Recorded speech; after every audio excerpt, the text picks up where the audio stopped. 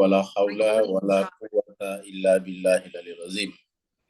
أشهد أن لا إله إلا الله وحده لا شريك له وأشهد أن محمدا عبده ورسوله وحبيبه وخاتم النبيين والمبعوث رحمة للعالمين. اللهم صل على حبيبنا وشفينا ومولانا أبي القاسم المصطفى محمد. اللهم صل على محمد آل محمد. اللهم صل على محمد آل محمد. اللهم صل على محمد وآل محمد وعلى آله وصحبه ومن تبعهم بإحسان إلى يوم الدين. Amma ba'd.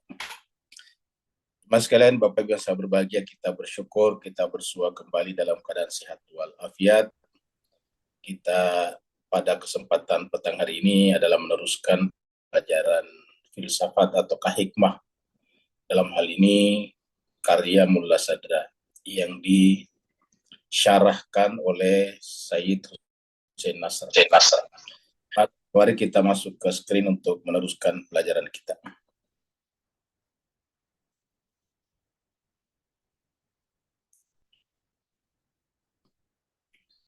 Di terakhir kita sampai di halaman 106 ini, halaman 106. Muka surat 106. Kita sudah membicarakan sebelumnya perbedaan antara Mullah Sadra dan Syuhrawardi, dan sebelum kita selesai pada hari Sabtu yang lalu kita membicarakan Mullah Sadra dan Ibnu Sina. Di Mullah Sadra dan Ibnu Sina atau Avicenna, ya. Ini semuanya adalah ulama-ulama besar dan tokoh-tokoh besar Islam sampai sekarang, bukan hanya pada zamannya tapi sampai sekarang. Kalau orang berbicara tentang golden age-nya Islam, maka biasanya yang dibicarakan termasuk Ibnu Sina atau Avicenna. Nah, kita sudah sampai pada pembahasan tentang perbedaan antara Ibnu Sina dan Mullah Sadra. Ada kesamaan, tapi ada perbedaan. Dan kita tahu bahwa Mullah Sadra yang kita bahas ini membaca seluruh karya Ibnu Sina. Bukan hanya membaca, tetapi juga mengetahui, memahami seluruh karya Ibnu Sina. Bahkan bukan hanya memahami, bahkan mensyarah. Mensyarah itu artinya memberikan penjelasan tentang Ibnu Sina, bahkan menulis buku tentang itu. Jadi Mullah Sadra bahkan membuat buku tentang itu. Contohnya misalnya karyanya sangat terkenal Syarh al-Hidayah, Syarhul Hidayah. Ini adalah karya Mullah Sadra yang mensyarah karya utama daripada Mullah Sadra Ibnu Sina, ya. Lebih dari itu, kita start di sini. Lebih dari itu, Mullah Sadra adalah salah seorang pensyarah Ibnu Sina yang paling lengkap. Jadi ingat, Mullah Sadra adalah pensyarah. Pensyarah itu memberikan komentar-komentar seperti dalam buku ini, ya, yang paling lengkap dan paling mendalam. Sehingga komentar-komentar itu namanya hasyiyah dalam bahasa Arab.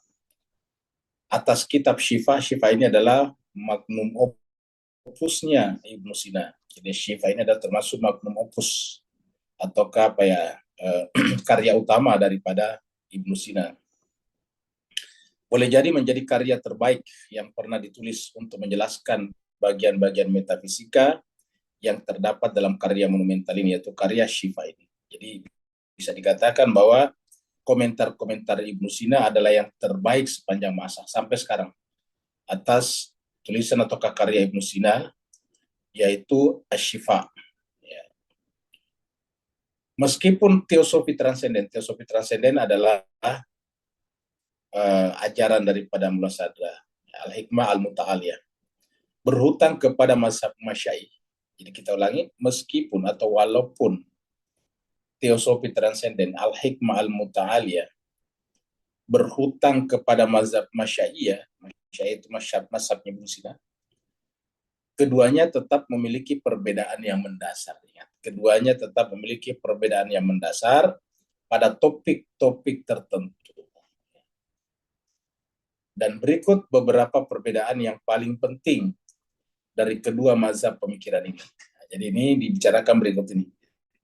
Berikut, yaitu di belakang ini, bahwa ini beberapa perbedaan yang paling penting mendasar dari kedua mazhab pemikiran ini. Mazhab Masyaiyah dan mazhab Wujudiyah. Jadi kita sebut saja mazhabnya Mullah Sadra sebagai mazhab Wujudiyah.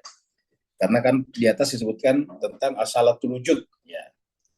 Jadi sebelum kita bicara tentang Mullah Sadra dan Ibnu Sina, sebelumnya kita bicara Mullah Sadra dan Syuhrawardi. Ya, kalau Syuhrawardi itu kan menggunakan prinsip esensi, ya, mahiyah.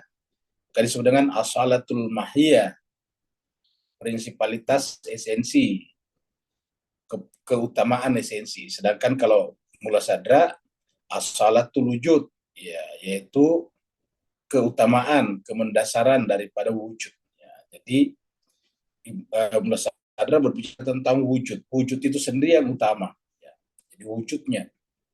Nah, sedangkan kalau sebelumnya Surawardi justru adalah esensi. Jadi esensi wujud berbeda. Jadi, kalau esensi itu bisa kita katakan esensi itu adalah ekor-ekornya atau pembungkusnya, sedangkan wujud adalah asli hakikatnya. Itu. Nah, itu Mullah Sadra dengan Surawardi. Sedangkan kalau apa namanya Ibna namanya Masyai, filsafatnya namanya Masyai. Kalau biasa disebut dengan Masyaiyah. Masya itu dari kata masya, masya yamshi itu berjalan. Jadi kalau kita belajar bahasa Arab itu masya yamshi. Di dalam Al-Quran ada kata-kata wala tamshi fil ardi maraha. Kamu jangan berjalan di muka bumi dengan sombong. Itu la tamshi dari kata masya'iyah. Kenapa disebut masya'iyah? Karena ini filsafat atau hikmah ini diambil dari ajarannya Socrates. Socrates ini adalah mengajar sambil berjalan-jalan. Maksud dengan filsafat jalan-jalan. Ya. Karena dia selalu mengajar jalan-jalan. Kenapa? Karena Socrates ini kan hidup ala kadarnya, rumahnya hampir tidak begitu besar. Jadi kalau mengajar ya jalan-jalan di taman di mana ya. Nah, sekarang kita bicara beberapa perbedaan paling penting antara mazhab Wujudiyah dan mazhab Masyaiyah. Ya. Perbedaan fundamental antara doktrin Mullah Sadra, doktrin ajaran Mullah Sadra dan Ibnu Sina dapat dirunut kepada metode mereka yang berbeda dalam menjelaskan ontologi. Nah, jadi kita lihat pertama perbedaannya adalah pada masalah ontologi. Ontologi itu adalah ontos dan logos. Ontos itu ada, logos ilmu. Ilmu tentang yang ada. Ya, jadi ilmu tentang ada. Jadi dalam filsafat itu secara garis besar ada 3 cabangnya. Jadi kalau kita lihat di sini, ya, filsafat ini secara garis besar, ya, filsafat atau hikmah. Ini secara garis besar ada 3 cabangnya. Yang pertama namanya epistemologi. Epistemologi. Ya. Yang kedua adalah ontologi. Yang tadi ini bicarakan ya, ontologi. Ontologi. Yang ketiga adalah aksiologi.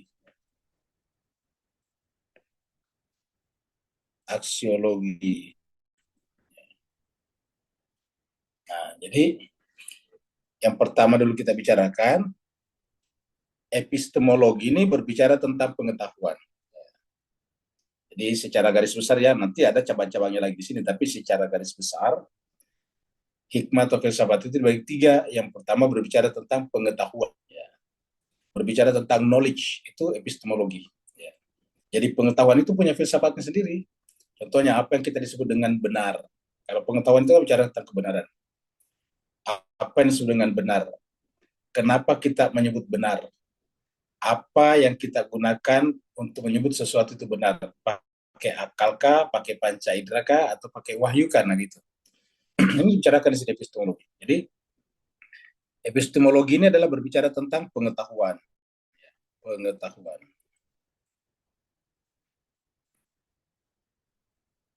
Pengetahuan. Di pengetahuan ya. Yang kedua, jadi ini epistemologi dari kata epistem dan logos. Epistem itu pengetahuan, logos ilmu, ilmu tentang pengetahuan.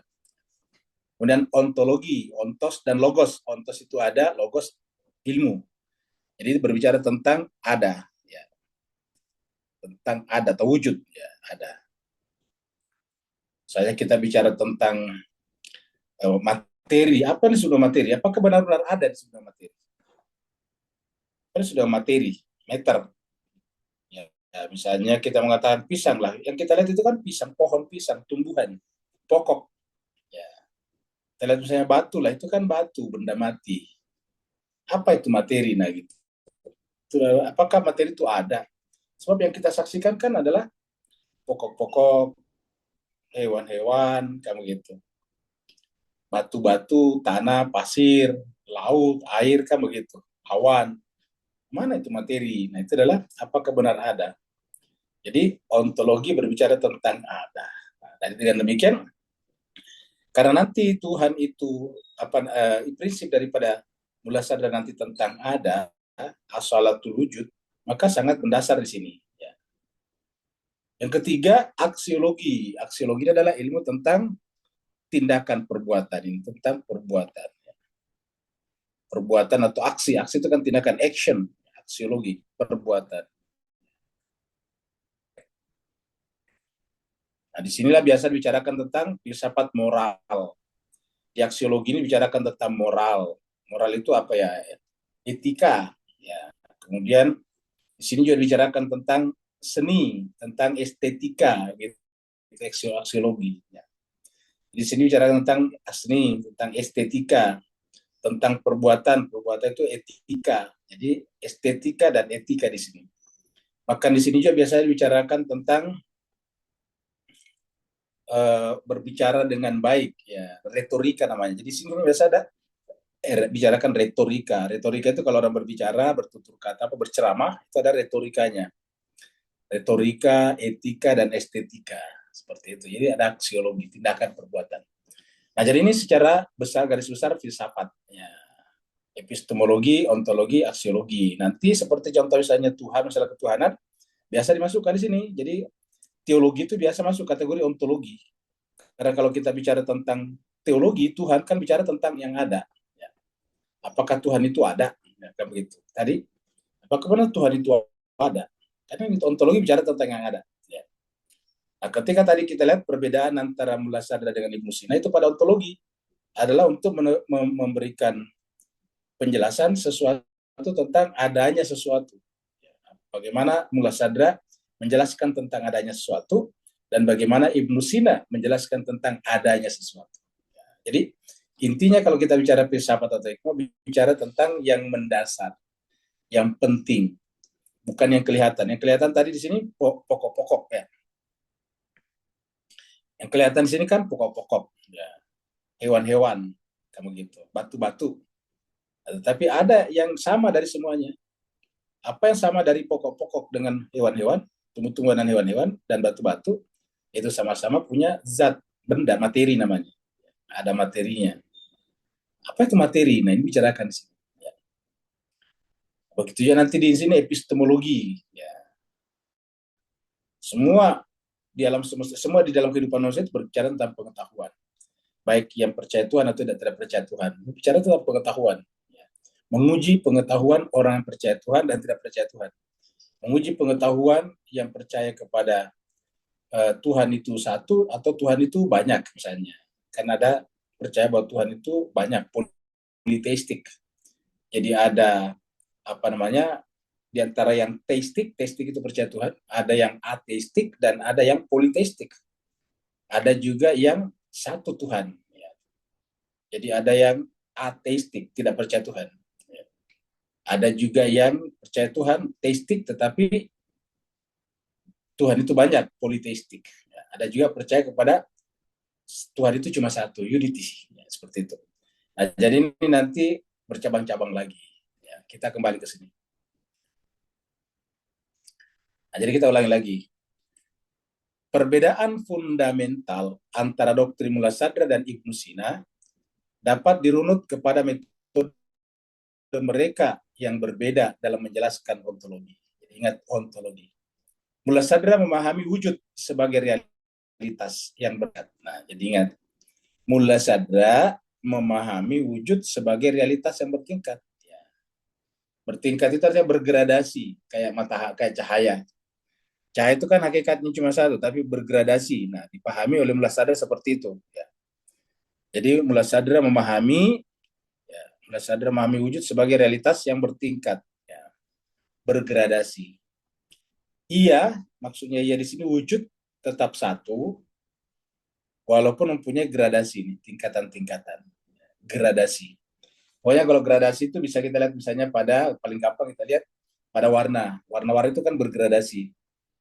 Dari misalnya dari hijau tua bergradasi menuju kepada hijau muda. Itu gradasi namanya. Semakin lama semakin lembut, semakin mudah kalau warna. Dari hijau tua menjadi hijau paling muda, itu bergradasi. Nanti lama kelamaan berubah warna. Itu gradasi. Nah, cahaya itu bergradasi. Contohnya misalnya kalau kita dekat dari lampu, dari sumber cahaya itu kan terang sekali. Kalau kita jauh itu kan kemudian agak redup, ya, temaram. Nah, itu kan menunjukkan bahwa cahaya bergradasi. Tapi cahaya hakikatnya cuma satu, warna juga cuma satu tadinya. Ya, seperti itu. Jadi warna itu cuma satu, ya. Ini dapat kita bayangkan di sini nih. Coba ambil contoh-contohnya di sini. Ya. Kita tulis di sini gradasi warna dulu, ya, supaya kita mau pahami. Karena untuk memahami mula sadar seperti ini. Ya. Gradasi warna ini dia. Ya. Nah, seperti ini dia nih. Ya, kita ambil contoh yang ini. Nah, ini gradasi warna. Nah, ini kayak gitu. Ini gradasi warna namanya. Ya. Paling gampang kita kayak gini nih. Nah, ini dia. Ya. Nah, ini dia. Nah, ini gradasinya pas terlalu besar ya. Ini kalau bergradasi tidak ada sekat-sekatnya. Semakin lama ini biru, biru, biru ke sini, semakin ke sini. Begitu seterusnya. Ini gradasi. Tapi hakikatnya cuma satu, ini warna namanya. Jadi bergradasi. Ya, kayak gitu-gitu. Jadi bergradasi, bertingkat-tingkat. Nah, bisa juga kita perhalus seperti ini. Nah, ini bisa kita perhalus seperti ini gradasi ini. Nah, dari sini kita lihat sini tua, lama kelamaan ke sana menjadi biru muda. Muda, tiba-tiba jadi hijau misalnya gitu. Birunya tua, tua lama kelamaan dia menjadi ungu seperti ini. Ya, jadi ungu, membayung. Ya. Begitu ya di sini, lama-lama kelamaan berubah menjadi orange, ya, oranye. Nah, gitulah. Ini gradasi namanya nih, cuma sekalian. Ya. Jadi ini adalah gradasi warna. Tapi kita menyebutnya cuma satu, warna namanya. Nih, gradasi warna. Ya. Jadi kita sebut saja warna satu, tetapi bergradasi, bertingkat-tingkat. Nah, nanti di dalam ilmu pengetahuan, terutama ilmu fisika dipelajari bahwa gradasi warna ini terkait dengan cahaya. Jadi ini adalah berkait dengan cahaya. Panjang gelombang cahaya menyebabkan kemudian warna berbeda-beda. Nah, begitu.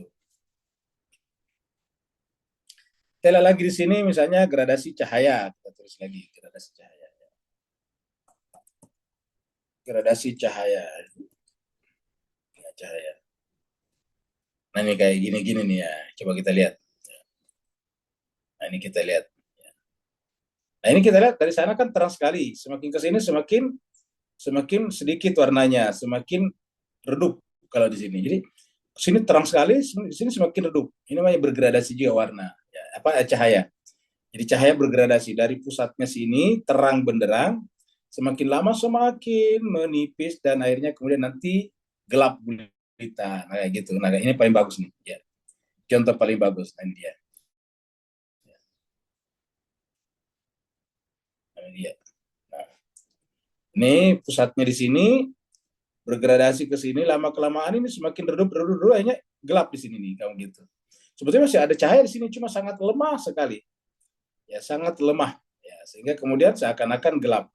Jadi sebetulnya yang terjadi adalah dari terang bergradasi bergrade ke yang redup ya, redup kepada yang gelap. Redup itu gelap. Jadi terang, agak terang, kurang terang, begitu seterusnya lama kelamaan menjadi sangat lemah di sini. Nah, cahaya pun bergradasi seperti itu. Nah, Ini kita terangkan untuk menjelaskan nanti tentang filsafat wujud daripada Mullah Sadra. Karena bagi Mullah Sadra, wujud itu cuma satu. Ya.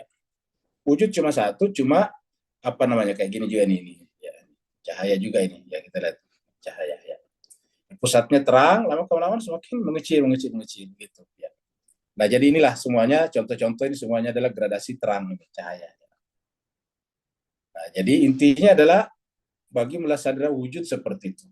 Jadi kalau kita mempelajari apa namanya, mempelajari gradasi warna ini, karena kan nanti dipakai Mullah Sadra untuk menjelaskan Tuhan.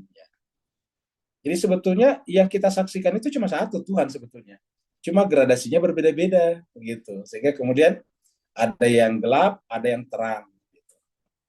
Jadi yang ada hanya cahaya saja. Dan bagi Mullah Sadra tidak ada yang bukan cahaya, semuanya cahaya, semuanya wujud, cuma satu, ya, cahaya wujud. Kita kembali ke sini. Jadi Mullah Sadra memahami wujud sebagai realitas. Realitas itu fakta, kenyataan yang bertingkat. Ya. Ia tetap satu walaupun mempunyai gradasi. Jadi wujud itu tetap satu, ianya di sini artinya wujud, ianya tetap satu walaupun mempunyai gradasi. Ya. Persis seperti tadi warna atau cahaya. Sebaliknya, walaupun meyakini prinsipalitas wujudnya, ini asalatul wujud. Ya. Jadi Mullah Sadra memahami namanya prinsipalitas wujud. Ya. Asalatul wujud. Ya. Jadi prinsipalitas wujud kita tulis dengan asalatul wujud. Ya. Jadi asalatul wujud. Asalatul wujud. Ya. Jadi artinya yang prinsip itu wujud. Ya. Prinsip wujud. Ya. Kalau siapa Surawardi sebelumnya percaya kepada asalatul mahiyah. Ya. Kalau ini asalatul wujud. Jadi prinsipalitas ini terjemahan menjadi prinsip dari bahasa Inggris principality. Ya. Jadi bisa diterjemahkan dengan principality of existence. Ya. Prinsipalitas wujud. Ya. Jadi walaupun mempunyai prinsipalitas wujud pada setiap maujud, nah ingat, yang ikut belajar bahasa Arab pasti tahu ini maujud kan bentuk apa ini? Bentuk maf'ul. Ya. Maujud. Ya. Jadi ada wujud, ada maujud. Ya. Ada wujud, ada maujud. Ada fiil, ada maf'ul kan begitu. Ada fiil, ada maf'ul. Jadi ini wujud, maujud. Nah, kalau kita memahami ini, ya, kalau kita tahu sedikit bahasa Arab, ya, maujud, maujud itu dari kata wujud juga, wujudun, wujudun, ya, maujudun, berarti mendapatkan wujud. Ya, jadi kalau kita bahas di sini, ya, kita bahas di sini kata wujudun, wujud. Ya, jadi dari kata wajada kan itu wajada, wajada yujadu, ya, ya wajada yujadu nama. Jadilah wujudun, ya, wujudun, wujud. Jadilah di sini menjadi wujud. Ya. Wujudun. Ya. Wujudun. Wujud sesuatu yang ada, ditemukan. Ya. Wujudun. Jadi kata wajada, menemukan ini. Menemukan. Ya. Wujudun, sesuatu itu bisa ditemukan. Ya. Jadi wujud ini sebetulnya juga sudah apa namanya, sudah maf'ul juga. Ya. Tapi kita tambahkan saja menjadi maujudun. Ini maf'ul, maujudun. Ya. Jadi kalau kita tulis menjadi maujudun, ya, maujudun, maujud. Ya. Artinya apa? Ya, di dalamnya ada unsur wujud. Jadi kalau kita lihat ini, ya, nah di dalamnya ini ada unsur wujud. Maujud, di dalamnya ada unsur wujud. Ya, maujud. Contohnya misalnya benda-benda itu maujud. Batu adalah maujud, kayak begitu. Artinya kenapa dia ada? Karena dia ada wujud di dalamnya. Kalau tidak ada wujud di dalamnya tidak bisa ada. Tidak bisa kita melihat batu, tidak bisa ada batu. Jadi ada batu karena ada wujud di dalamnya. Tapi buat batu sendiri bukan wujud, dia adalah maujud. Sesuatu yang terkena cahaya wujud. Nah begitulah kira-kira. Sesuatu terkena cahaya wujud. Ya. Jadi kata wajadah tadi. Nah, jadi dia terkena apa namanya wujud. Jadi sebaliknya walaupun meyakini prinsipalitas wujud ini asalatul wujud, pada setiap maujud, Ibnu Sina meyakini bahwa wujud dari setiap maujud berbeda. Nah, jadi batu berbeda dengan yang lain. Maksudnya berbeda dengan misalnya manusia, batu berbeda dengan tumbuhan pokok, tumbuhan berbeda dengan hewan, hewan berbeda dengan manusia, manusia berbeda dengan malaikat dan seterusnya. Nah, perbedaan itu adalah karena apa namanya? Karena disebut dengan maujud-maujud itu ada gradasi wujud yang berbeda pada dirinya. Seperti itu. Kita lihat misalnya perbedaan sangat mendasar antara batu dengan tumbuhan. Yaitu tumbuhan itu kan berkembang, bisa besar, ya, bisa tumbuh. Sedangkan batu tidak. Kan berarti ada sesuatu yang lebih pada batu.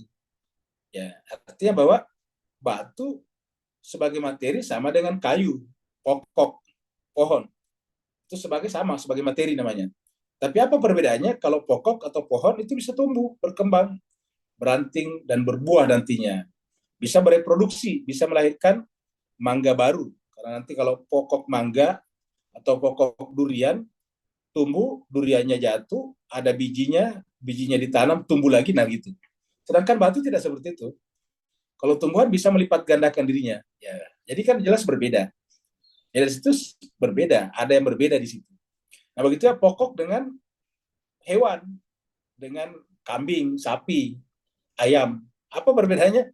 Kambing, sapi, ayam kan bergerak-gerak, pindah-pindah. Ya, tidak tertanam di dalam tanah. Ya, dia pindah-pindah. Ya, bahkan burung apa tadi ayam burung bisa terbang kan begitu. Jadi seperti itu. Nah, tetapi sama ada kesamaannya dengan pokok tadi, yaitu bisa berkembang biak juga, bisa bertumbuh juga. Tetapi dia ada. Nah, kemudian hewan-hewan itu sudah memiliki kemampuan untuk membuat sarang misalnya, membuat nest sarang. Ya. Bisa misalnya mengejar musuh, berburu, hunting. Nah, kalau tumbuh-tumbuhan kan belum bisa seperti itu. Ya, ini bisa kalau hewan-hewan bisa berburu mangsanya. Nah, seperti itu. Jadi sudah berbeda di situ. Ya. Hewan-hewan kita lihat sudah ada sifat melawan. Misalnya kita kita ngejar anjing, anjingnya bisa melawan kita. Apalagi harimau sudah bisa apa namanya sudah bisa melawan. Ya. Berarti kan ada sesuatu yang berbeda pada dirinya. Tumbuh-tumbuhan kan enggak. Tumbuh-tumbuhan kita tebang, ya biarin aja dirinya ditebang. Tapi coba kalau harimau kita mau bunuh, nah dia akan melawan. Nah seperti itu. Jadi berbeda, ada perbedaan. Ya. Nah antara harimau, antara kambing, sapi, onta sebagai hewan dengan manusia beda lagi, kayak begitu.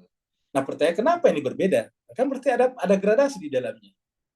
Karena ada yang ada pada manusia, tidak ada pada tumbuhan. Ada yang ada pada manusia, tidak ada pada hewan. Ada yang ada pada hewan, tidak ada pada tumbuhan. Ada yang ada pada tumbuhan, tidak ada pada batu-batu, kamu gitu. Jadi kan berbeda-beda, bergradasi. Ya. Jadi kalau kita misalnya menyebut batu sebagai X, ya kan begitu. Ya. Katakan misalnya kita sebut batu sebagai X, ya. Batu ya, sebagai X. Ya. Kita tulis dulu batu, pokok, kemudian hewan, binatang, ya. Kemudian sini manusia.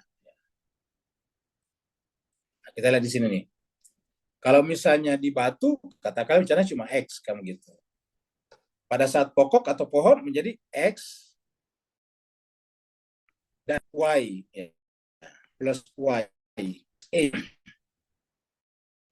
Kemudian pada hewan, X ya, plus Y plus Z. X, ya. Kalau manusia, X ya, plus Y dan Z, kemudian apalagi misalnya tambah katakanlah P misalnya gitu. Ada, jadi berbeda-beda, ada perbedaan. Jadi kita lihat di sini, ada yang ada di sini, ada di sini, tapi ada di sini, tidak ada di sini. Itu P di sini tidak ada. Nah kita lihat di sini. Ada yang ada di sini, tidak ada di sini, apa itu P? P di sini ada, di sini tidak ada. Ya. Ada yang ada di sini, tidak ada di sini. Apa yang ada di sini, tidak ada di sini? Z. Z. Begitu. Ini Z. Ya. Kemudian ada yang ada di sini, tidak di sini apa? Yaitu Y. Y. Ini Ada di sini, tidak ada di sini. Nah, begitu. Dengan demikian, ini disebut bergradasi, gradasi huruf. Ya. X, Y, Z, dan P misalnya. Ya. Jadi ini adalah namanya bergradasi kayak gini. Apa namanya? Kita contohkan seperti itu bergradasi. Faktor E ini lebih tinggi daripada faktor X. Makanya pokok lebih lebih berkembang biak daripada batu. Ya. Z ini lebih tinggi daripada X, Y. Kenapa? Buktinya bisa berlari, bisa melawat tadinya. P ini lebih tinggi dari X, Y, Z. Karena dengan P ini manusia bisa bikin kota-kota, bisa bikin teknologi, bisa bikin bahkan alat untuk mencerdaskan dirinya, namanya artificial intelligence, kamu gitu. Jadi itulah manusia. Nah, jadi ini pasti P ini powerful, ya, karena bisa melampaui semuanya. Ya. Nah, jadi itulah contoh-contoh yang disebut dengan gradasi. Jadi ini yang disebut dengan gradasi. Ya, gradasinya bagaimana caranya? Dari sini ke sini. Gradasi ini dari sini ke sini. Gradasinya. Gradasi. Ya, gradasi artinya semakin ke sini semakin terang, semakin ke sini semakin redup. Nah, begitulah. Gradasinya ke sini. Terang menjadi redup. Nah, gitu. Jadi ini adalah gradasinya di sini adalah terang, T, terang. Ini R, redup. Ya. Jadi semakin terang, semakin redup. Ya, makanya manusia paling terang di sini. Ya, gitu. Dan yang menentukan manusia adalah P-nya. Maka kalau manusia tidak mengaktualisasikan P-nya, dia sama dengan hewan. Ya, kan ini faktor P sangat menentukan di sini. Ya. Kalau manusia tidak menggunakan P-nya, dia sama dengan hewan. Coba lihat ini, X, Y, Z. Kan begitu. Jadi, kalau manusia tidak menggunakan P-nya, dia sama dengan hewan. X, Y, Z. Ya, sama nih. Ya, begitu. Ya, ini yang terjadi pada kita, ya, pada gradasi ini. Nah, jadi kita teruskan. Jadi kita ulangi lagi di sini ya. Sebaliknya, walaupun meyakini prinsipalitas wujud ya pada setiap maujud, ya, jadi kita sebut ini adalah maujud, batu maujud, pokok-pokok maujud, hewan-hewan, binatang-binatang maujud, manusia apapun rasnya adalah maujud, kan begitu. Tetapi pada maujud ini ada yang ada pada dirinya tidak ada di sini. Maujud hewan ada yang ada pada dirinya tidak ada di sini. Maujud pokok tumbuh-tumbuhan ada pada dirinya tidak ada pada di sini. Nah, itu bergradasi. Itu namanya maujud. Ya. Ibnu Sina meyakini bahwa wujud dari setiap maujud berbeda. Nah, ini dia tadi. Jadi wujud dari setiap maujud berbeda dengan maujud yang lain. Yang lain. Kalau kita lihat di sini kan, coba ya kita lihat katakanlah P, X, Y, Z dan P itu kan katakanlah wujud ya. Berarti kita lihat sini lebih tebal wujudnya daripada di sini. Kan ini 1, 2, 3, 4 katakanlah begitu. Sini ada 4 lapis wujud. Nah, sedangkan di sini cuma 3 lapis wujud. Di sini cuma 2 lapis wujud. Di sini cuma 1 lapis ya begitu. Jadi bertingkat-tingkat. Kata tebal itu kan berarti terang. Kemudian agak terang, kurang terang, redup. Nah, jadi berlapis-lapis wujudnya. Jadi setiap huruf, setiap faktor ini, faktor X, faktor Y, faktor kita sebut dengan wujud. Jadi bergradasi wujud-wujud ini. Nah, jadi kita sudah mudah-mudahan bisa dipahami Pak ya dengan membuat perumpamaan seperti itu. Jadi walaupun meyakini prinsipalitas wujud pada setiap wujud, Ibnu Sina meyakini bahwa wujud dari setiap wujud berbeda dengan wujud-wujud yang ini. Ibnu Sina berbeda. Ya. Di samping itu, Ibnu Sina memahami proses kemenjadian sebagai suatu proses eksternal. Jadi sampai itu Ibnu Sina memahami proses kemenjadian sebagai suatu proses eksternal yang hanya mempengaruhi aksiden sesuatu. Mempengaruhi aksiden. Aksiden itu kejadian, aksiden. Dalam bahasa Arab namanya art, al-art, al-arat, ya. Al-arat itu adalah aksiden, ya. Pakai ain, arat, ya. Jadi yang art itu adalah aksiden. Kalau art, bumi, ardi. Samawati wal art itu adalah bumi. Tapi kalau ain, art itu adalah aksiden. Ya. Seperti misalnya ada materi dan bentuk. Ya. Kenapa bisa bertemu materi dan bentuk. Itu karena ada aksiden di sana, ya. Ada kejadian di sana. Ya. Dari sinilah Ibnu Sina menolak gerakan transubstansial. Nah, perhatikan, kalau Ibnu Sina menolak gerakan transubstansial, al-haraka al-jauhariyah, ya, yang merupakan fondasi atau dasar penting daripada teosofi transenden. Nah, bagaimana kira-kira menjelaskan ini? Kita lihat di sini. Jadi Ibnu Sina mengakui kalau wujud itu juga ada tadi. Tapi wujud berbeda-beda. Jadi bagi Ibnu Sina, Y di sini wujud yang benar-benar berbeda dengan X di sini. Sehingga X, Y di sini, X, Y di sini berbeda dengan X di sini. X, Y, Z, X, Y, Z di sini berbeda satu sama lain. Kalau mula sadra, Z ini, kita mulai dari sini. P ini adalah merupakan, apa kita sebut tadi, X ini gradasi dari Y, apa, A. Bahasa Inggris saya Y ya, Y bukan A, Y. X ini gradasi dari Y. Y ini gradasi dari Z. Z ini gradasi dari P. Begitu kalau Ibnu Sina. Kayak warna tadi. Kalau mula sadra. Kalau Ibnu Sina tidak. X ini beda dengan Y. Y ini beda dengan Z. P beda. Bahwa P lebih tinggi dari Z, iya. Z lebih tinggi dari Y, iya. Y lebih tinggi dari X, iya. Tetapi bagi Ibnu Sina, P, E, Z, Y, dan X ini adalah berbeda-beda. Terpisah-pisah. Nah gitu. Nah, ini tadi dikatakan di sini. Ibnu Sina meyakini bahwa wujud dari setiap mawjud berbeda dengan mawjud-mawjud lain. Jadi berbeda apa yang ada pada tumbuhan, apa yang ada pada hewan. Kalau Ibnu Sina justru sebaliknya, kayak gitu. Ya. Kalau maksud saya kalau mula sadra sebaliknya, ya. Kalau mula sadra justru yang ada adalah bergradasi sedikit demi sedikit, ya.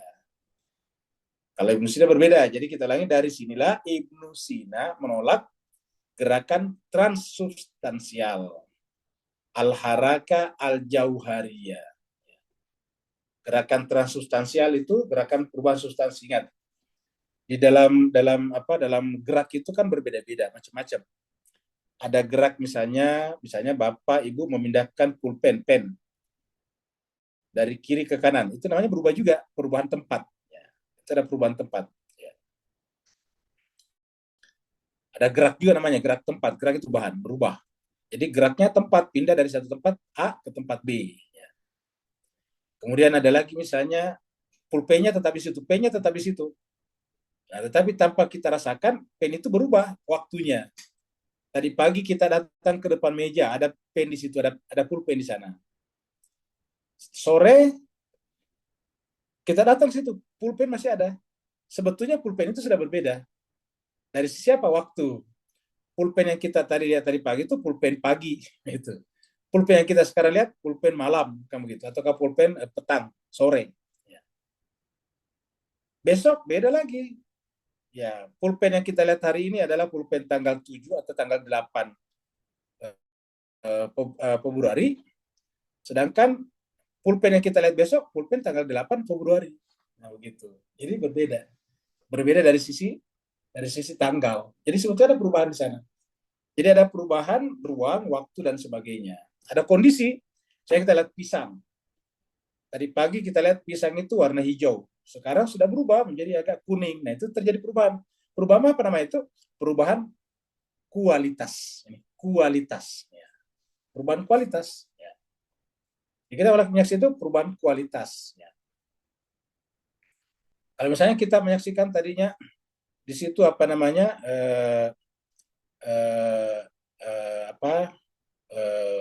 pisang tadi situ, tiba-tiba kemudian itu ambil lah misalnya paling bagus kita ambil misalnya durian di situ tadinya ada, lama kelamaan kita ke situ terbelah duriannya.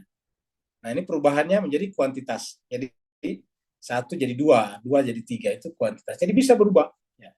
Ada perubahan kualitas, ada perubahan kuantitas, ada gerak kualitas, ada gerak kuantitas, ada gerak tempat, waktu, dan sebagainya. Itu ada 9 kategori gerak itu yang diambil dari Aristoteles atau Socrates. Tetapi tidak ada yang bicarakan tentang substansi. Nah, Ibnu Sina, Mullah Sadra berbicara tentang gerak transsubstansial. Artinya substansi berubah. Kan tadi kita lihat misalnya pulpen, pulpen kita lihat pagi, pulpen kita lihat sore, waktunya beda. Jadi tadi pulpen pagi, sekarang untuk pulpen sore. Nah, kelihatannya kan sama. Ya, tetapi beda waktunya. Tetapi apa yang sama tetap sama, substansi tetap pulpen. Ya. Pisang tadi kita lihat pagi, dia masih warna hijau. Begitu kita lihat lo sore sudah berwarna kuning. Sama gitu. Kita sebut tadi selain ada perubahan waktu di sana, ada perubahan kualitas. Tadinya masih muda, sekarang sudah mengkal, sudah mulai mau matang. Itu perubahan perubahan kualitas namanya. Ya. Tapi apa yang sama di sana? Substansinya tidak berubah, tetap pisang. Nah gitu. Jadi orang-orang dulu itu, para filosof dulu itu menganggap tidak ada perubahan substansi. Nah datanglah sadar mengatakan tidak ada perubahan substansi juga. Ada gerak substansi namanya. Bahkan antar substansi nih, gerak antar substansi ke substansi lain, namanya transsubstansial. Disebutnya dengan haraka ini gerak, jauh harinya itu substansi. Ya, jadi ada gerak substansial, bahkan transsubstansial. Ya. Apa itu gerak transsubstansial? Contohnya tanah. Kemudian di situ kita tanam pohon jagung, biji jagung. Biji jagung itu tumbuh menjadi besar. Nah itu pohon jagung yang besar dan melahirkan banyak sekali buah jagung, itu dari mana? Kan biji jagungnya cuma kecil tadi. Tentu berasal dari tanah, kan begitu. Jadi tanah berubah jadi jagung. Nah, perubahan tanah jadi jagung namanya perubahan substansi, gerak transsubstansial. Karena tadinya tanah, sekarang jadi jagung. Benar-benar berbeda. Rasanya berbeda, substansinya, substansinya berbeda. Ya. Tetapi kita yakini bahwa yang berubah jadi jagung itu tanah. Buktinya kalau tidak ditanam di tanah, tidak bisa berubah jadi jagung besar. Jadi tanah lah yang berubah jadi jagung, sehingga menjadi tumbuh besar. Ya. Supaya gampang kita lihat di sini ya. Kita lihat, bikin lagi contoh ya di sini ya. Pohon jagung ya. Itulah kira-kira ya. Ini dia. Kita ambil ini pohon jagung ya. Ini dia. Ini kan jadi jagung nih. Nah, tadinya ini kan cuma satu biji jagung. Ya ingat. Tadinya satu biji jagung. Kemudian lama kelamaan membesar-besar begini, ini bisa menjadi banyak jagung di dalamnya. Pertanyaan, dari mana kok pohon jagung tiba-tiba jadi besar begini ya? Ya tadinya kan cuma satu biji di sini, satu biji dalam sini. Ya. Satu butir ya. Tiba-tiba menjadi tumbuh seperti ini. Ya. Dari mana semuanya berapi begini? Ya itu tentu kita katakan dari tanah, karena biji jagung ini kita ambil satu, ini banyak, ini bisa ratusan ini punya. Kita ambil satu bijinya, kita satu butirnya, butir jagung, kita tanam di tanah, kemudian tumbuh seperti ini. Nah, kita bisa pastikan semuanya ini dari tanah. Ya. Buktinya kalau disimpan di atas besi ini jagung, tidak bisa menjadi pohon jagung. Coba ambil satu biji jagung, disimpan di atas besi, ya plat besi. Walaupun disiram setiap hari tidak bisa jadi jagung. Tapi disimpan di tanah, baru disiram setiap hari, dia akan menjadi pohon jagung seperti ini. Melahirkan buah seperti ini. Ya, keluar nanti biji-biji bulir-bulir seperti apa? Butir-butir seperti ini. Ya. Kita lihat di sini berbutir-butir. Tadinya cuma satu butir ini. Ya. Tiba-tiba jadi banyak seperti ini. Nah, kenapa bisa begini? Nah, ini disebut dengan tanah berubah jadi pohon jagung, kayak gitu. Berarti tanah dan pohon jagung kan berbeda, benar-benar berbeda. Tanah tidak bisa dimakan, ini bisa dimakan. Ya. Tanah tidak bisa dimakan sapi, ini bisa dimakan sapi. Kenapa? Karena substansinya berubah. Nah, jadi sebetulnya ketika tanah berubah jadi pohon jagung, terjadi namanya gerak transsubstansial. Antar substansi tanah bergerak menjadi jagung gitu. Ya. Dan jagung ini bisa bergerak transsubstansial lagi. Kalau dimakan jadi sapi menjadi sapi, dimakan manusia jadi manusia, kan begitu. Jadi namanya gerak transsubstansial. Nah, itu yang dipahami oleh Balasadra, ya seperti itu. Ya. Ini tadi bagus ini. Ya. Jadi satu bulir ini, satu biji begini, satu butir ini, satu tumbuh menjadi ini. Jadi, ya. Tumbuh menjadi pohon jagung, gitu. Ya. Nah, jadi itu adalah namanya gerakan transsubstansi. Ya. Jadi dulu para filosof tidak membaca itu sebagai gerak. Bagi mereka gerak itu seperti tadi, barang diangkat dari tempat A ke tempat B. keranjang A, keranjang B. Itu namanya gerak tempat. Ya. Waktu, tadinya pagi, sekarang sore. Ataukah tambah rusak, seperti tadi pisang, tambah lama kelamaan sebenarnya menjadi semakin rusak. Itu perubahan kualitas. Ya. Atau misalnya ayam tadinya di situ tiba-tiba bertelur dan melahirkan anak-anak. Nah, terjadi perubahan apa namanya? Perubahan kuantitas. Tadinya cuma 1 ekor ayam, udah melahirkan telur 10, baru menetas menjadilah sekarang 11 ekor ayam. Tapi walaupun jadi 11 tetap substansi yang sama, yaitu ayam. Tidak ada perubahan substansi di sana. Nah, kuantitasnya berubah dari 1 ekor ayam menjadi 10, 20, 30 ekor ayam, tetapi substansi tidak berubah, tetap ayam namanya. Dagingnya sama. Nah, kalau ini gerakan jauh haria memang substansi berubah. Nah, jadi kita ulangi lagi. Dari sinilah Ibnu Sina menolak gerakan transubstansial karena setiap wujud tadi berbeda-beda. Yang merupakan, jadi justru yang merupakan fondasi teosofi transendennya Mulla Sadra. Dengan demikian, ketakdiaman, ingat, ketakdiaman wujud. Kata ketakdiaman itu tidak diam. Ya.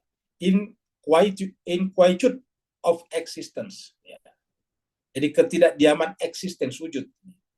Inquietude of existence. Ya.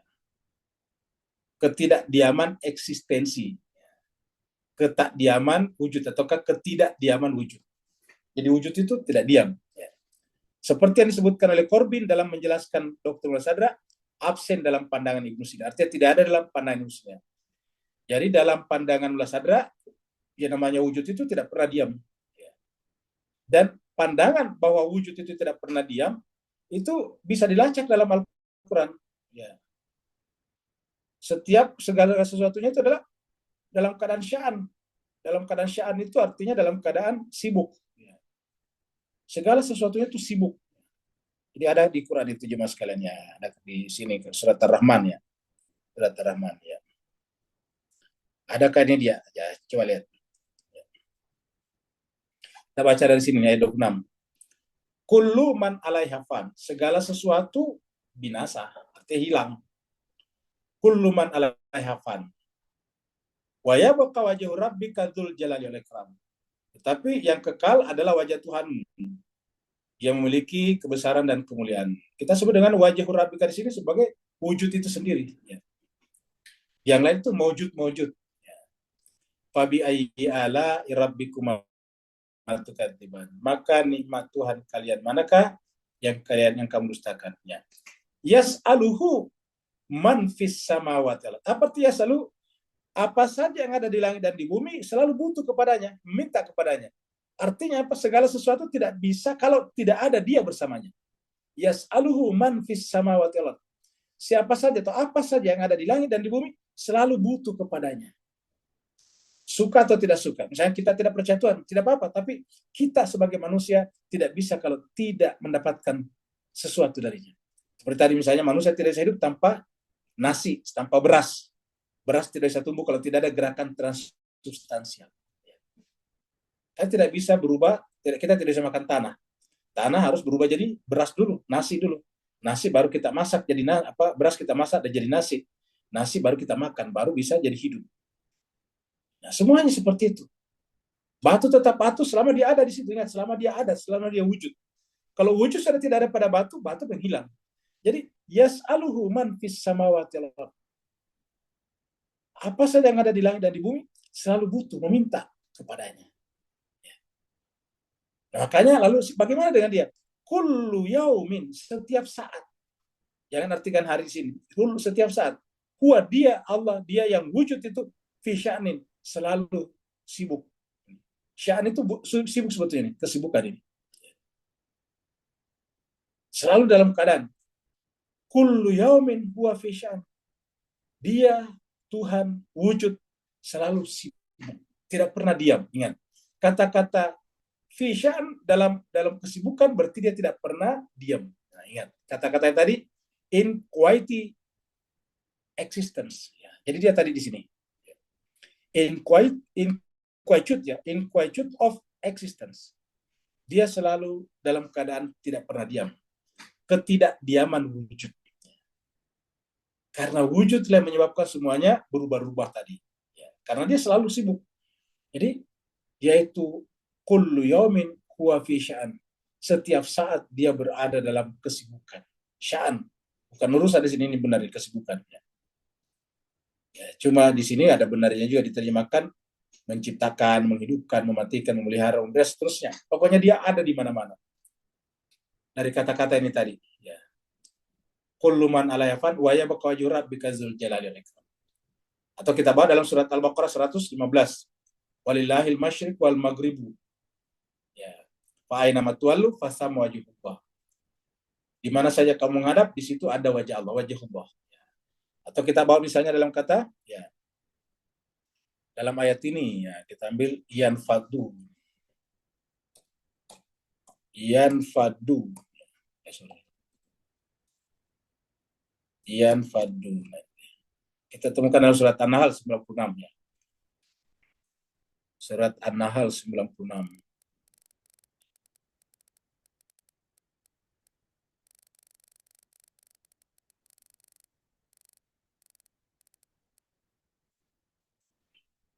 Ma'indakum yanfadu. Ma'indakum yanfadu. Semua yang ada di sisi kalian akan lenyap. Wa ma'indallahi bakin.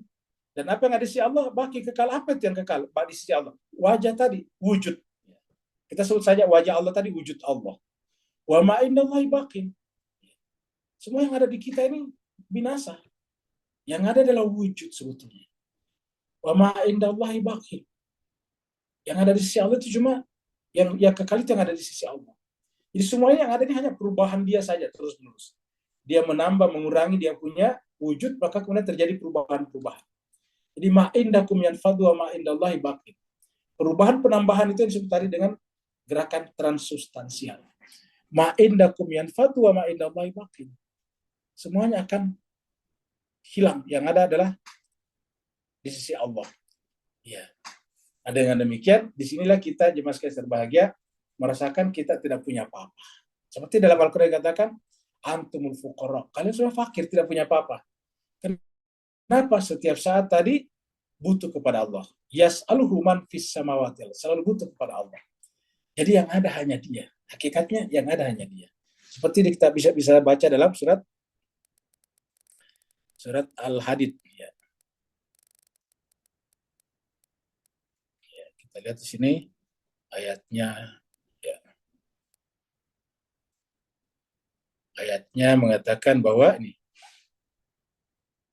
wa huwa ma'akum, dia Allah wujud ma'akum, selalu bersama kalian. Aina ma kuntum, di mana saja kamu berada. Selalu bersama kita, karena kita tidak bisa seperti ini kalau tidak ada wujud. Bahkan ketika kita nanti jadi mati, kita tetap ada di sana selama kita masih ada mayat jasadnya. Ya. Wa huwa ma'akum aina ma kuntum. Kata-kata ma'akum, kumnya di sini bukan hanya berlaku pada diri kita, tapi semua yang ada. Dia bersama batu selama batu itu ada. Dia bersama itik selama itik itu ada. Dia bersama sapi selama sapi itu ada. Dia bersama awan selama awan itu ada. Dia bersama langit selama langit itu ada. Dia bersama pasir selama pasir itu ada. Wa huwa ma'akum aina ma kuntum. Tidak pernah tidak ada. Kalau dia tidak ada, sesuatu menjadi hilang. Kalau dia menarik wujudnya secara sempurna 100%, maka hilang sesuatu. Karena yang ada hanya Dia. Huwa ma'akum aina ma kuntum. Ini terulang lagi di dalam surat Al-Mujadalah. Al-Mujadalah itu surat yang berikutnya, ya. Ayat 7. Ya, di sini katakan huwa ma'ahum aina ma kanu. Dia bersama dengan mereka. Mereka siapa saja? Kalau kita tadi mereka yang kita bicarakan. Kita bicara tumbuhan, kita bicara apapun juga, Allah bersama mereka. Allah bersama orang itu, siapa saja atau apa saja, aina makan, di mana saja mereka berada. Jadi sama tadi, huwa ma'akum aina ma kuntum, huwa ma'ahum aina makan, sama. Cuma tadi huwa ma'akum aina ma kuntum, dia menjadikan kita sebagai mukhatab namanya. Mukhatab itu yang diajak berbicara. Sedangkan di sini Tuhan mengajak kita membicarakan mereka. Nih, Tuhan mengajak kita membicarakan mereka. Huwa ma'ahum aina ma kanu.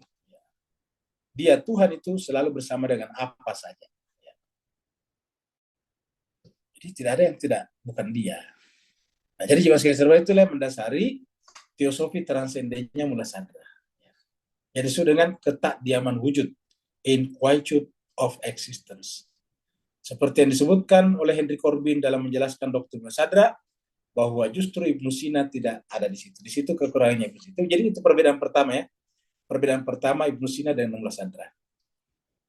Penolakan Ibnu Sina terhadap gerakan transsubstansial dan gradasi wujud menyebabkan dia juga menolak keberadaan ide-ide Platonis. Apa itu ide-ide Platonis? Mengatakan bahwa yang hakikat itu yang ada di alam idea, yang ada di alam rohani. Hierarki horizontal dan vertikal, pola-pola dasar atau archetypes, dan pemahaman-pemahaman intelligence itu makulat, dalam bahasa Arab ini makulat, yang menjadi bagian terpenting dalam ajaran Surawardi dan Mula Sadra. Jadi, ide-ide Platonis ini kan memancar dari bawah. Jadi, hakikatnya itu yang di puncak. Namanya ide Platonis. Yang di bawah itu cuma bayangan-bayangan saja. Ataukah tadi gradasi kalau istilah Mula Sadra. Jadi yang bergradasi itu hakikatnya di puncak itu. Bergradasi ke bawah. Seperti tadi cahaya. Yang aslinya yang melahirkan cahaya di atas itu, sumber cahaya. Baru melahirkan cahaya itu bergradasi ke bawah. Selain itu, Ibnu Sina juga menolak kemungkinan penyatuan antara akal dan objek akal. Jadi perbedaan ketiga, ini tadi kedua, ini ketiga. Ya, jadi ini adalah penolakan yang ketiga ya selain itu ya.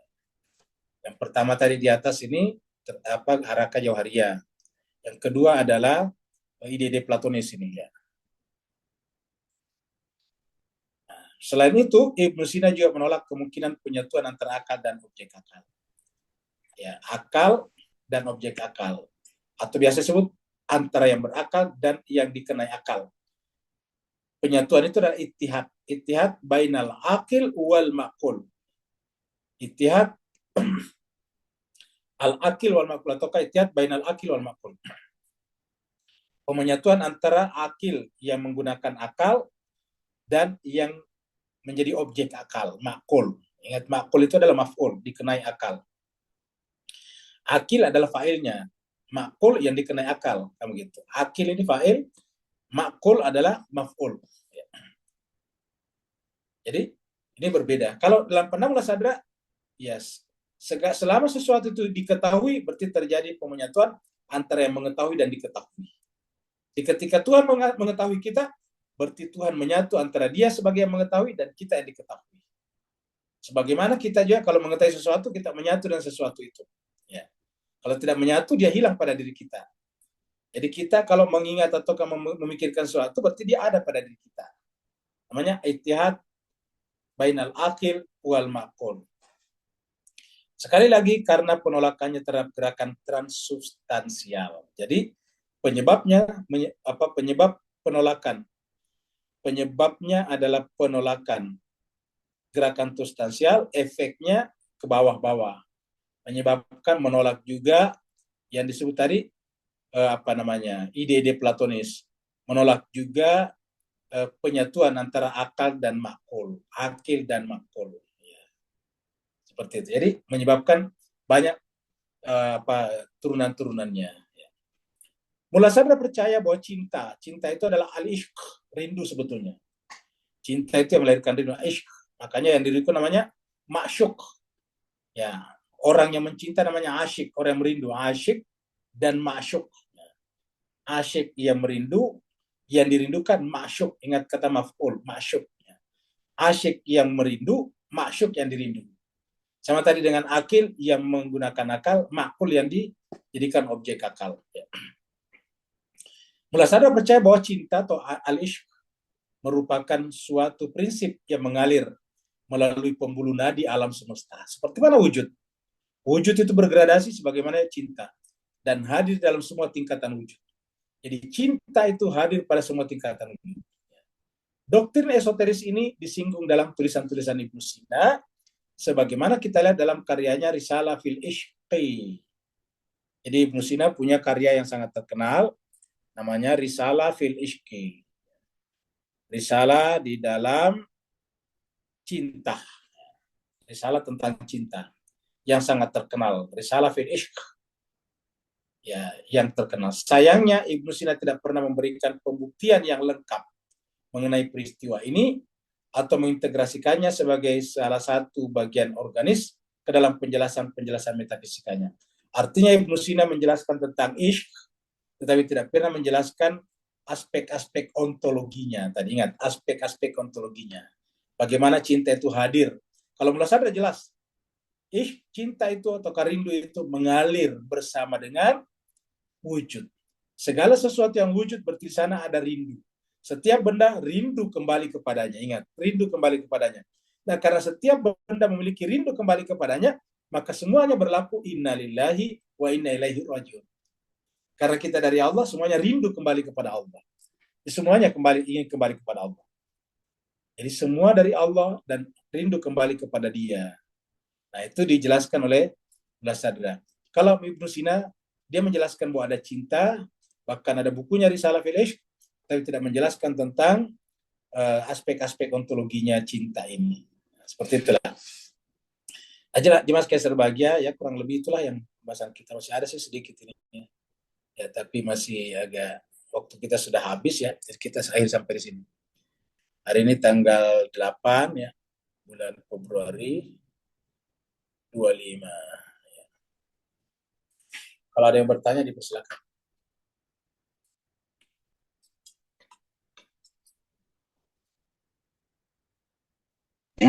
Salam Ustaz. Silakan. Bismillahirrahmanirrahim. Ketika Mula Sadra menolak, menyangkal Ibnu Sina Ya. dan memberikan pengertian dia sendiri, apakah itu dibaringi oleh fakta Al-Quran, Ustaz? Gitu. Untuk menjelaskan tentang penolakan dia, tapi dia sendiri memahami sedemikian dengan apakah ada alasan Al-Quran di sebalik itu? Baik. Jadi Mas Kaisar Bahagia, kita sampaikan bahwa semua yang dijelaskan oleh Mullah Sadra based on Al-Quran. Semuanya berdasarkan Al-Quran. Ya. Atau semua yang dijelaskan Al-Quran bisa kita lacak ayatnya di dalam Al-Quran. Seperti tadi contohnya, segala sesuatu butuh kepada Dia. Semuanya ini adalah yang kita saksikan adalah wujud Dia. Seperti dalam surat surat Al-Baqarah misalnya ayat 115 tadi. Ya. Semua yang dijelaskan oleh Sadra adalah sejalan dengan Al-Quran. Ya. 115. Ya. Makanya sampai sekarang pun juga tidak ada ulama manapun baik Sunni ataupun Syiah yang bisa menyangkal, yang bisa menolak ajaran Mullah Sadra. Kalau dulu kan misalnya Ibnu Sina banyak ditolak. Misalnya ditolak oleh Al-Ghazali tentang kekadiman alam, nah, begitu. Tetapi kalau Mullah Sadra tidak, karena benar-benar semua pemikirannya sejalan dengan Al-Quran, bisa dilacak dari Al-Quran. Ibnu Sina mungkin juga, tetapi tidak bisa dilacak, tidak semuanya bisa dilacak. Nah, kita lihat di sini surat Al-Baqarah 115 ya. Walillahil masyriqu wal maghribu. Dan milik Allah lah timur ataupun barat ya. Walillahil masyriqu wal maghribu. Kepunyaan Allah lah timur ataupun dan barat. Fa'aina ma kemana saja tuwallu kalian kamu menghadap. Maksudnya apa saja yang kamu lihat? Apa saja kita melihat daun, kita melihat bunga, kita melihat ranting, kita melihat dahan, kita melihat tanah, kita melihat pasir di pinggir laut, kita melihat ombak, kita melihat busa, kita melihat awan, kita melihat matahari, rembulan. Aina matwalu, apa saja yang kamu saksikan? Fathamma, maka disitulah wajahullah. Disitulah wajah Allah. Cuma nanti Mullah Sadra menjelaskan bahwa kehadiran wajah Allah di setiap tempat itu bergradasi. Nah, seperti tadi. Dia hanya menambahkan bergradasi untuk menjelaskan, karena kalau tidak dijelaskan bergradasi nanti berarti semuanya Tuhan. Yang daun adalah Tuhan. Atau Mullah Sadra itu bukan Tuhan. Ya, cuma wajahnya ada di sana dalam bentuk bergradasi ke puncaknya. Jadi hakikatnya Tuhan itu satu. Kalau misalnya tidak, ya. Ustaz. Jadi pengertian, maaf anak potong. Ya, jadi pengertian gradiasi itu merupakan tajali Allah yang satu nampak banyak, banyak nampak satu itu, Ustaz. Betul. Dan tajalli Tuhan yang ada di daun misalnya tidak berpisah dengan tajalli Tuhan yang ada di ombak misalnya, gelombang gitu. Karena kalau nanti berbeda-beda, nanti orang berpikir kalau begitu Tuhan banyak. Mulasada mengatakan tetap satu. Ya. Seperti tadi misalnya, tajalli Tuhan pada manusia sama dengan apa yang ada di batu tajalli Tuhan, yang ada di tumbuhan tadi pokok tajalli Tuhan, yang ada di binatang tajalli Tuhan, cuma bergradasi. Dan kenapa mesti harus bergradasi? Buktinya memiliki kelebihan masing-masing. Kan kelebihan itu pasti dari gradasi wujud. Buktinya lebih tinggi daripada hewan. Hewan lebih tinggi daripada hewan, apa tumbuhan pokok. Pokok lebih tinggi daripada tumbuh-tumbuhan. Nah, ini dijelaskan oleh Rasulullah itu adalah gradasinya. Fatham wajah Allah, yang ada di sana wajah Allah dalam bentuk bergradasi. Seperti itu Pak Budan. Ya. Tidak ada selain dia. Makanya kita lihat di sini, ya kita lihat di sini, Mula Sadra itu nih, ya, Mula Sadra itu dia punya tafsir. Jadi kalau kita lihat di sini nih, ya, kita buka lagi seperti tadi malam, At-Tafasir, At-Tafsir. Kita buka at-tafsir.com. Ini semua orang bisa buka. Tulis saja at-tafsir, al-tafsir.com, dia akan keluar seperti ini. Nah, kita lihat di sini nih, tafsir. Ya.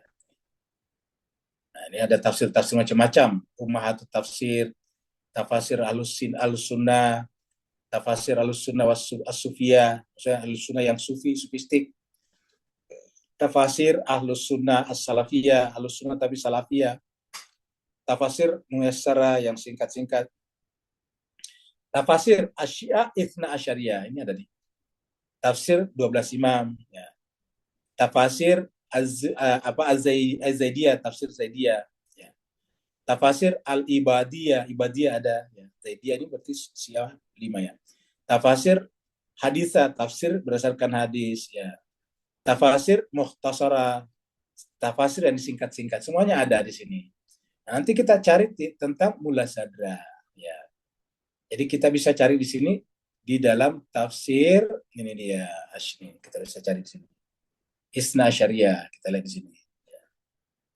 Nih, Sadruddin Muta'allihin ini ya. Ini adalah tafsir Sadr al-Muta'allihin. Sadr Muta'allihin maksudnya Sadr al-Muta'allihin.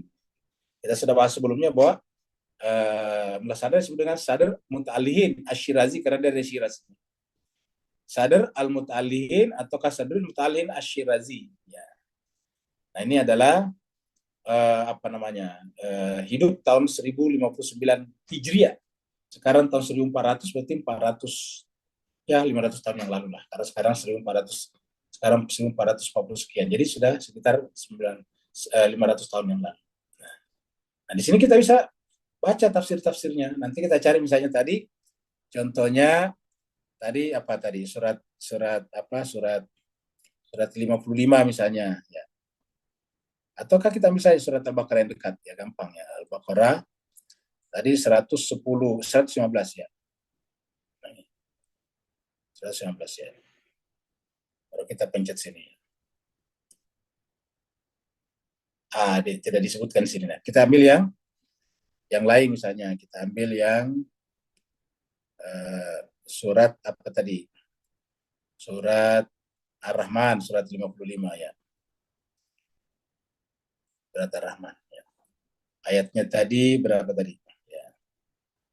Surat Ar-Rahman 55. Ayatnya tadi 20-an ya. Nah, ayat 29 ini. Kullu yaumin huwa fi sya'an. Ya, 29.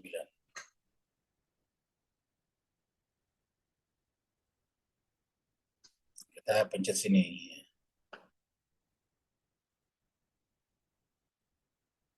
Nah, belum berarti dia naik lagi. Katakanlah misalnya tadi 28. Ini tidak setiap ayat dia, karena dia hanya pilih-pilih ayat. Kita jelaskan di sana. 26 ya.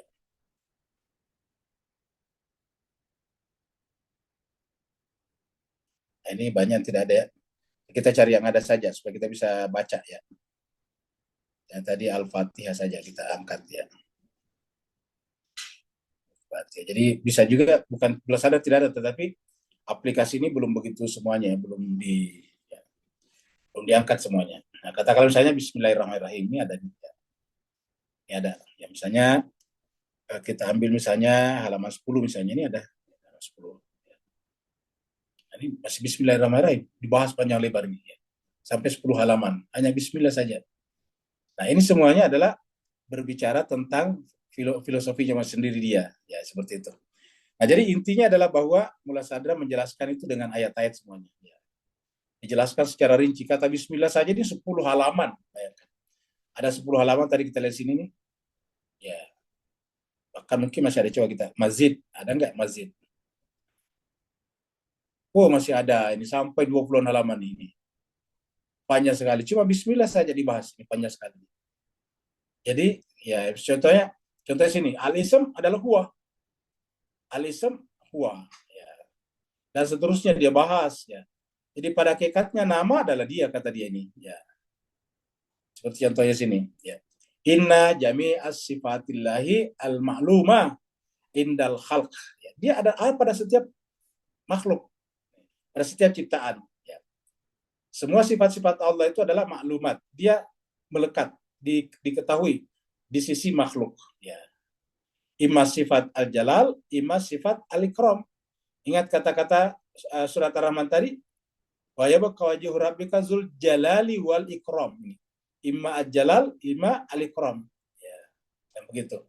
Nah, jadi semuanya dibahas seperti itu. Jadi menarik ini. Cuma sampai sekarang tafsir Mullah Sadra ini belum ada terjemahannya. Saya nggak tahu kalau bahasa Inggris, tapi kalau bahasa Melayu, bahasa Indonesia belum ada. Ya. Padahal ini menarik sebetulnya, sangat-sangat menarik. Karena ini ada bayangkan, Bismillah saja dia baca ini masih Bismillah ini sudah hampir 20 halaman ini. Kalau kita pencet sih coba masih ada kali di sini. Ya, kita lihat masih ada nggak setelah 20 ini sudah 20 halaman di sini. Ini masih ada sampai 29 halaman habis nih.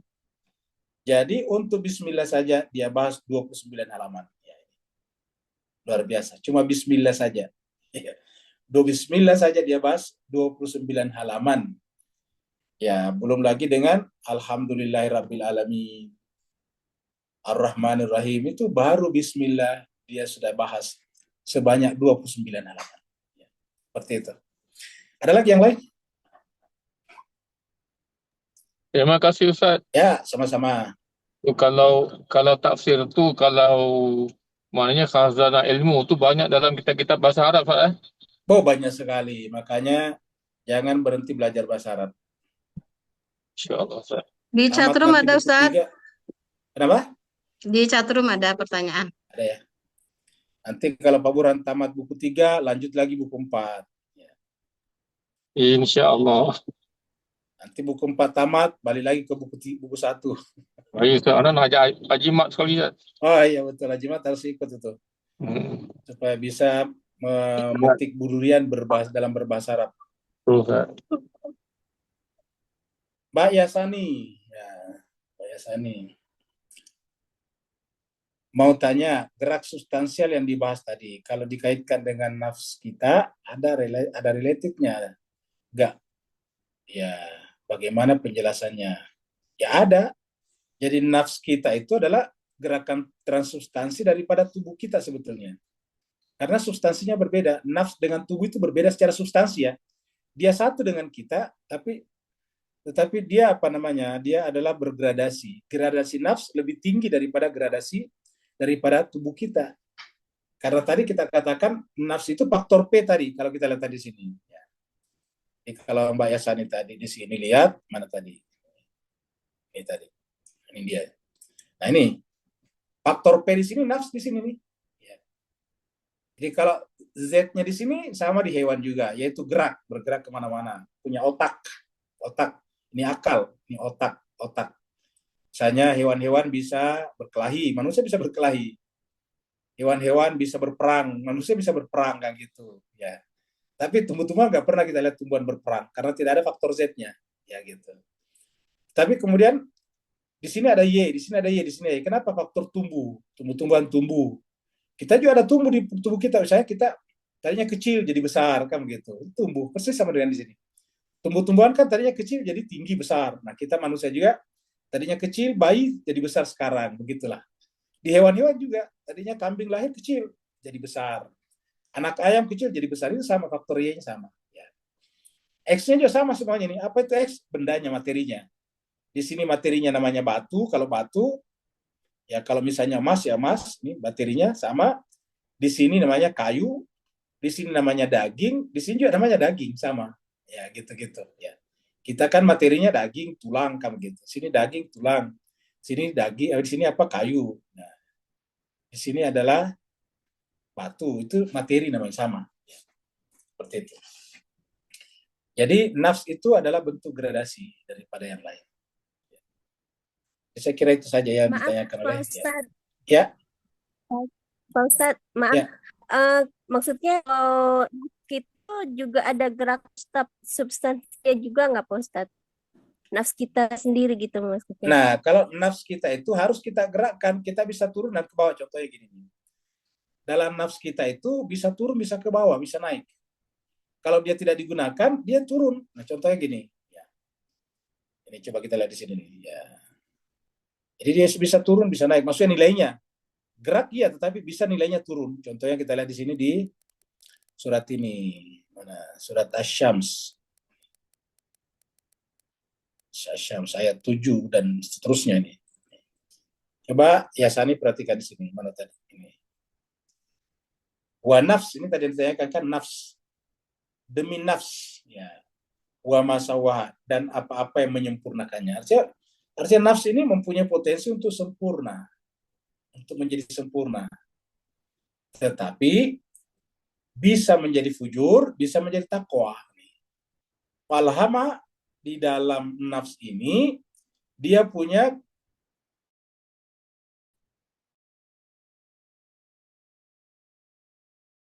chance, peluang untuk fujur, durhaka, ke bawah, dan takwa.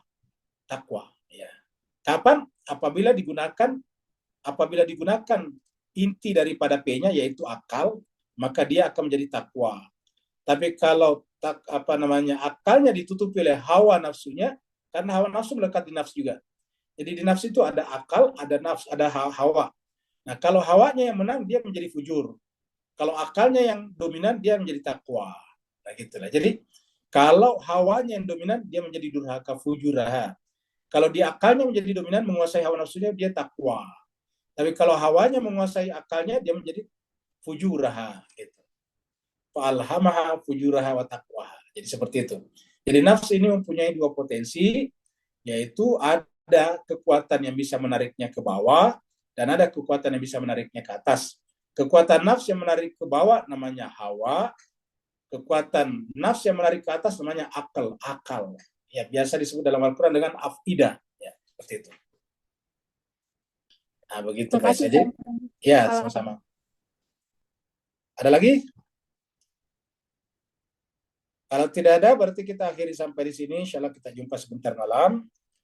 Mohon maaf atas segala kekurangan. Semoga memberikan kebaikan bagi kita semuanya. Wassalamualaikum warahmatullahi wabarakatuh.